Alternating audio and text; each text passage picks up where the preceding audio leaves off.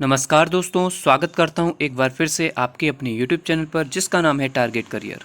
उम्मीद करता हूं आप सभी अच्छे होंगे और अपनी स्टडी को बेहतर तरीके से कंप्लीट कर रहे होंगे। जो भी भाई बहन हमारे YouTube चैनल पर पहली बार विजिट कर रहे हों तो चैनल को सब्सक्राइब करना ना भूलें, बेल आइकन को प्रेस कर दें जिससे आने वाली वीडियोस आप तक जल्द से जल्द पहुंच सके। अगर ये वीडियो आपको नॉलेज देने वाला लगता है तो वीडियो को प्लीज़ लाइक कर दीजिएगा, क्योंकि हमारी बहुत मेहनत लगती है वीडियो बनाने में, आप तक कॉन्सेप्ट को पहुंचाने में, फैक्ट के साथ आपके साथ क्वेश्चंस को शेयर करने में बहुत ज़्यादा मेहनत लगती है। तो प्लीज़ अपने दोस्तों रिश्तेदारों तक वीडियो को शेयर करिएगा। चलिए चलते हैं आज के डेली करंट अफेयर्स के क्वेश्चंस को देखेंगे।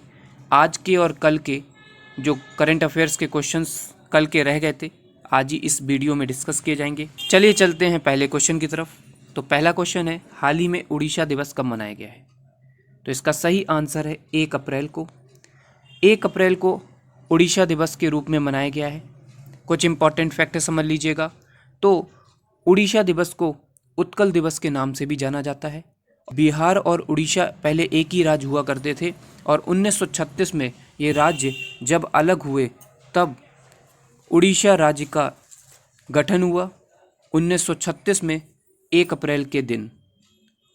कुछ और इम्पॉर्टेंट फैक्ट समझ लीजिएगा उड़ीसा से रिलेटेड। तो उड़ीसा मिशन इंद्रधनुष में पहला स्थान हासिल किया है। उड़ीसा में 20 मार्च को पखाल दिवस के रूप में मनाया गया है। उड़ीसा के पहले आदिवासी मुख्यमंत्री हेमानंद बिस्वाल का निधन हो गया है। राज्य सरकार ने महंगाई भत्ते पर 3% की वृद्धि की है। उड़ीसा के सबसे लंबे पुल टी सेतु का उद्घाटन कटक में हुआ है। Surface to surface guided missile Pralay का सफलतापूर्वक परीक्षण हुआ है। और राज्य सरकार ने सिविल सेवा परीक्षा के उम्मीदवारों की आयु को बढ़ा दिया है। ये थे कुछ इंपॉर्टेंट फैक्ट जो इस क्वेश्चन से रिलेटेड थे। अगर ये वीडियो आपको अच्छा लगता है तो वीडियो को लाइक कर दीजिएगा। बढ़ते हैं नेक्स्ट क्वेश्चन की तरफ। क्वेश्चन नंबर 2 देख लीजिएगा। हाल ही में भारत और किस देश के बीच 20वां द्विपक्षीय नौसेना अभ्यास वरुण 2022 शुरू हुआ है? तो इसका सही आंसर है फ्रांस। फ्रांस के साथ भारत का 20वां द्विपक्षीय नौसेना अभ्यास वरुण 2022 को शुरू किया गया है। और ये बता दूं कि इसकी स्थापना जो है 1993 में हुई थी और 2001 में इसका नाम वरुण रखा गया था। आप इन इम्पॉर्टेंट फैक्ट को आप याद रखिएगा। बढ़ते हैं नेक्स्ट क्वेश्चन की तरफ। हाल ही में गुड़ी पड़वा त्योहार किस राज्य में मनाया जाता है? तो ये इसका सही आंसर है महाराष्ट्र में। महाराष्ट्र में गुड़ी पड़वा त्यौहार मनाया जाता है।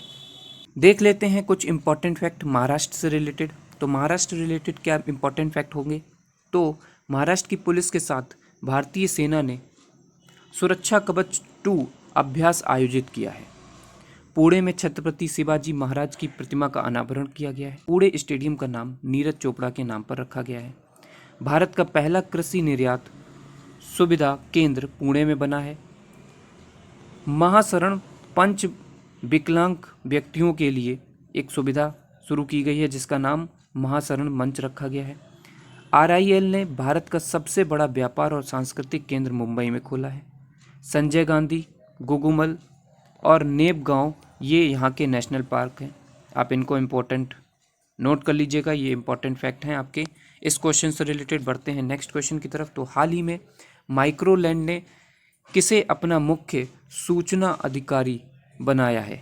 तो इसका सही आंसर आप याद रखिएगा, गोपाल शर्मा।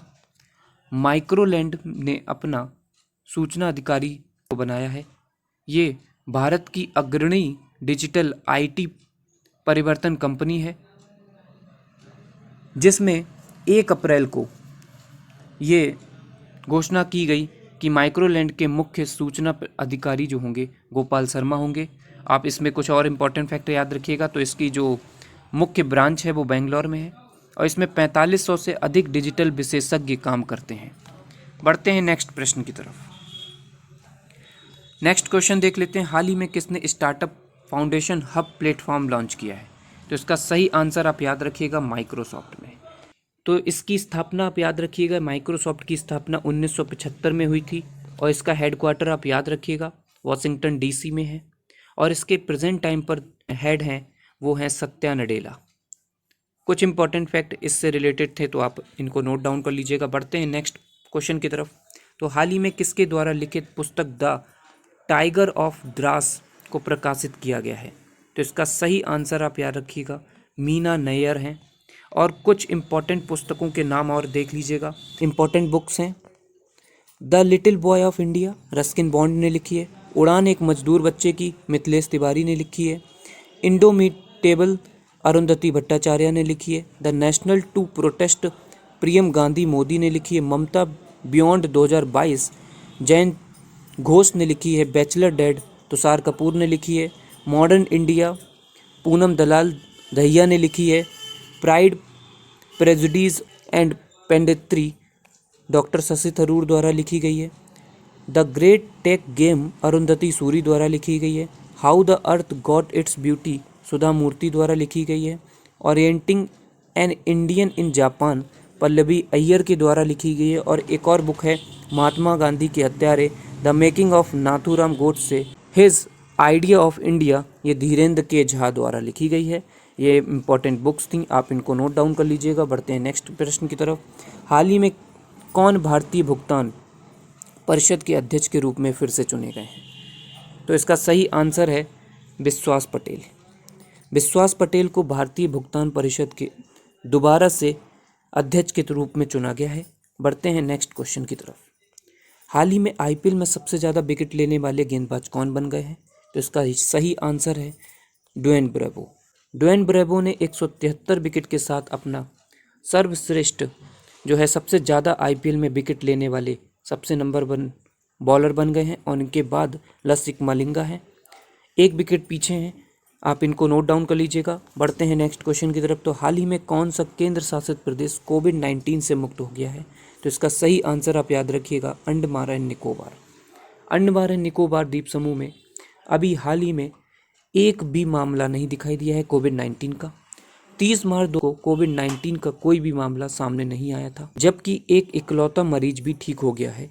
और अब कुल मिलाकर के बात की जाए तो अंडमान निकोबार में कोई भी एक भी मरीज और कोई भी मामला सामने नहीं आया, तो इसलिए हम कोविड-19 से मुक्त इस केंद्र शासित प्रदेश बोल सकते हैं अंडमान निकोबार को। बढ़ते हैं नेक्स्ट प्रश्न की तरफ। तो हाल ही में किस राज्य ने नंदनी क्षीरा समृद्धि सहकारी बैंक की स्थापना की है? तो इसका सही आंसर है कर्नाटक। कर्नाटक ने 1 अप्रैल को नंदनी क्षीरा समृद्धि सहकारी बैंक की स्थापना की है। कुछ इंपॉर्टेंट फैक्ट कर्नाटक के बारे में समझ लीजिएगा। तो कर्नाटक सरकार ने महिला कार्यक्रम शुरू किया है। पर्याय महोत्सव कर्नाटक में मनाया जाता है। राज्य सरकार ने ट्रांसजेंडरों के लिए पुलिस में आरक्षण की घोषणा की है। दुनिया का सबसे लंबा प्लेटफॉर्म, रेलवे प्लेटफॉर्म हुबली में बन रहा है। जोग जलप्रपात के जीर्णोद्धार का निर्णय लिया गया है। और विश्व प्रसिद्ध मैसूर दशहरा उत्सव भी यहाँ पर मनाया जाता है। तो ये थे इंपॉर्टेंट फैक्ट इस क्वेश्चन से रिलेटेड। बढ़ते हैं नेक्स्ट क्वेश्चन की तरफ। तो नेक्स्ट क्वेश्चन देख लीजिएगा कि हाल ही में लोकसभा में द इंडियन अंटार्कटिक बिल 2022 किसने पेश किया है? तो इसका सही आंसर आप याद रखिएगा, जितेंद्र सिंह ने जो बिल पेश किया है, ये केंद्रीय मंत्री हैं। उसका उद्देश्य आप याद रखिएगा, अंटार्कटिक में भारत की अनुसंधान गतिविधियों के लिए एक नियामक ढांचा प्रदान करना और अंटार्कटिक पारिस्थितिकी तंत्र की रक्षा करना इसका मुख्य उद्देश्य है। इसमें कुल मिलाकर के 40 स्थायी अनुसंधान भी उपस्थित हैं। तो ये थे कुछ इंपॉर्टेंट फैक्ट इस क्वेश्चन से रिलेटेड। बढ़ते हैं नेक्स्ट क्वेश्चन की तरफ। नेक्स्ट क्वेश्चन देख लेते हैं कि हाल ही में राष्ट्रपति रामनाथ कोविंद किस देश में 3 दिवसीय दौरे पर रवाना हुए हैं? तो इसका आंसर है तुर्कमेनिस्तान में।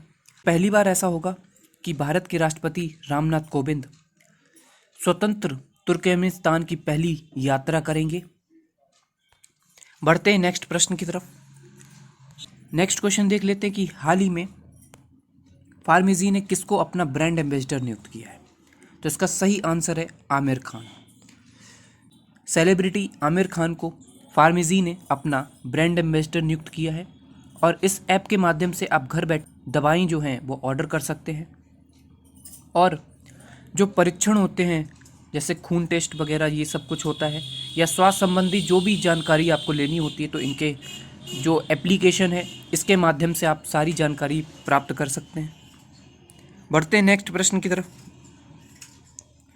और ये इस वीडियो का अंतिम प्रश्न होगा, तो आपसे आशा करता हूँ ये वीडियो आपको अच्छा लगा होगा। तो वीडियो को लाइक कर दीजिएगा और अपने दोस्तों तक शेयर करिएगा। और पहली बार चैनल पर हैं तो चैनल को सब्सक्राइब कर दीजिएगा। हाल ही में भारत और किस देश के बीच आर्थिक सहयोग और व्यापार समझौते पर हस्ताक्षर हुए? तो इसका सही आंसर है ऑस्ट्रेलिया। ऑस्ट्रेलिया के साथ भारत के आर्थिक और व्यापार समझौते पर हस्ताक्षर हुए हैं। इसमें वाणिज्य और उद्योग मंत्री पीयूष गोयल और व्यापार मंत्री श्री डैन तेहान ने 2 अप्रैल को भारत और ऑस्ट्रेलिया समझौते पर हस्ताक्षर किए हैं। तो ये थे कुछ इंपॉर्टेंट फैक्ट। आशा करता हूँ ये वीडियो आपको अच्छा लगा होगा। मिलते हैं नेक्स्ट वीडियो में, तब तक के लिए बाय।